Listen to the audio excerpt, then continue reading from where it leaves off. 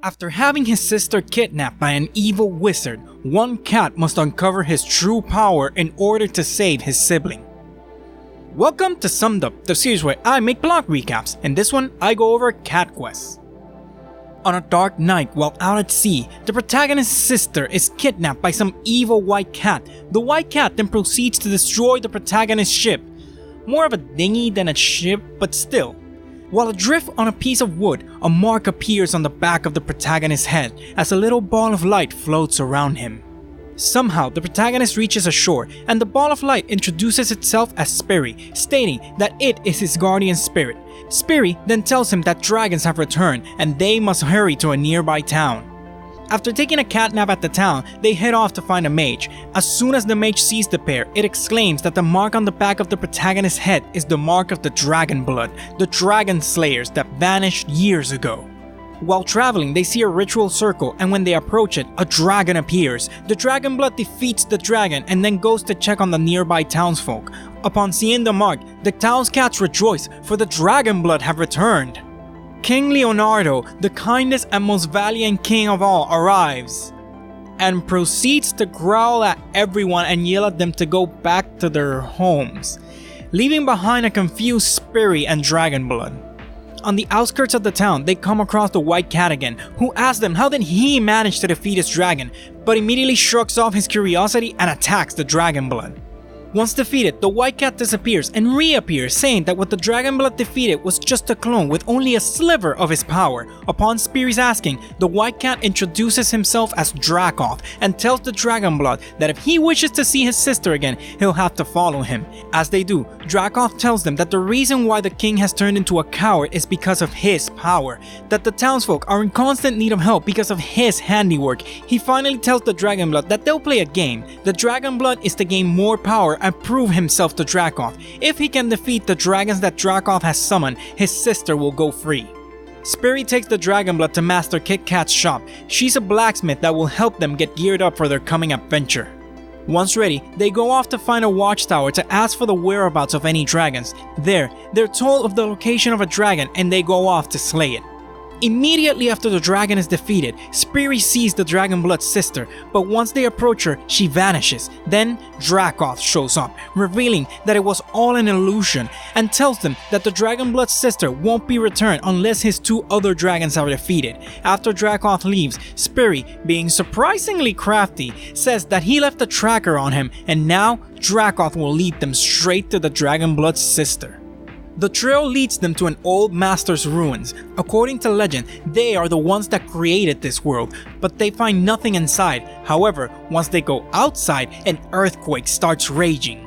They are transported someplace where everything is endless and white. A voice says, "Dragon blood detected," and a recording starts playing. A humanoid figure appears, calling itself Aelius. Aelius claims to be the creator of the dragon blood, having successfully infused cats with dragon magic.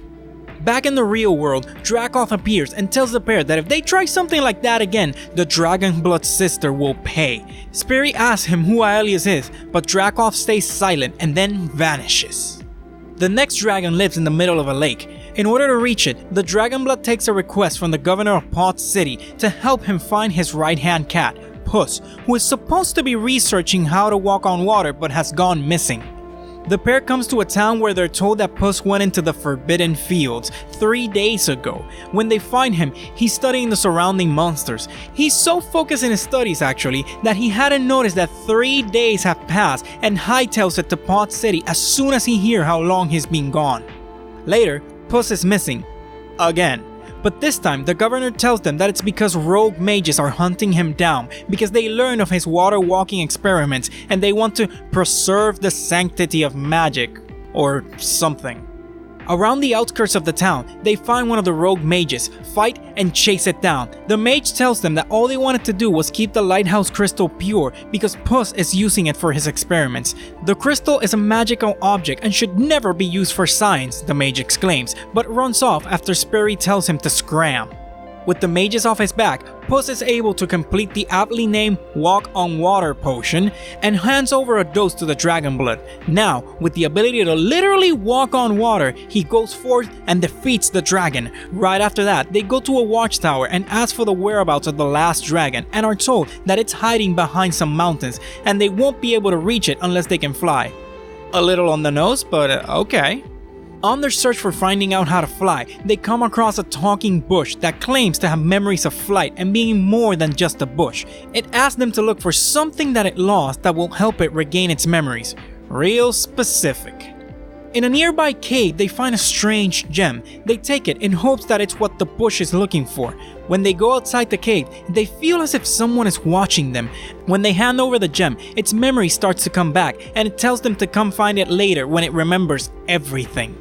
When they find the bush again, it asks them to power up the gem they gave him with the giant tree in a nearby city.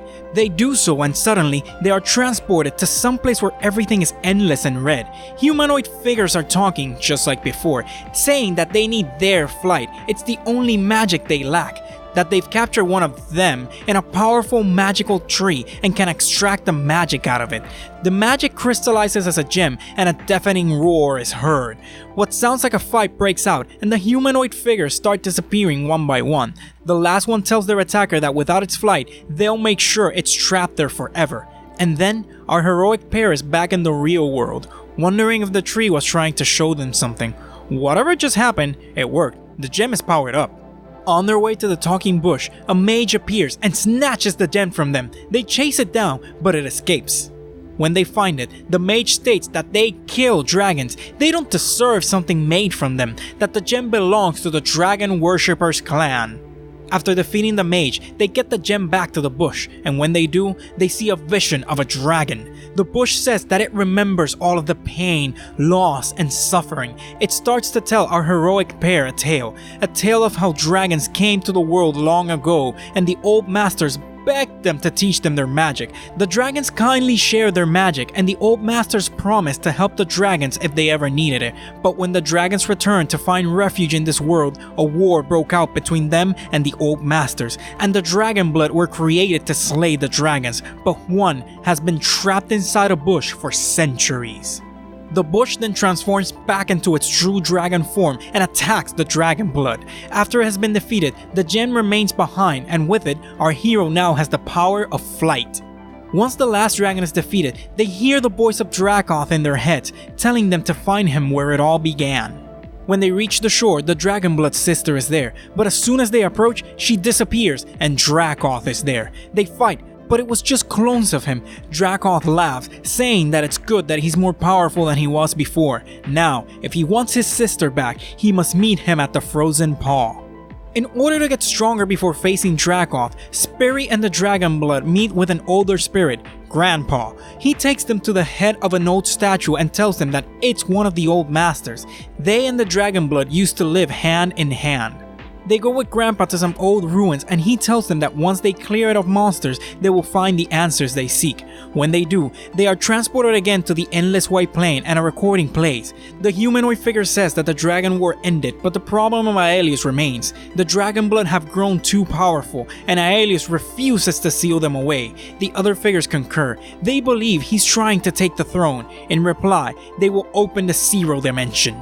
They clear some other ruins and a vision comes to them. In this one, Dracoth speaks to the Dragonblood. Master Aelius has been betrayed, he tells them. He's been sealed in the Zero Dimension. The Dragonblood asks how they can save him and Dracoth replies that they need power. A lot of power. Grandpa says that was the last recording, and now they know that Dracoth is Dragonblood. He gives them some dragon shards and tells them to take them to Kit Kat so she can make a special weapon for them. Kit Kat hands them a powerful sword so they can save the Dragonblood's sister.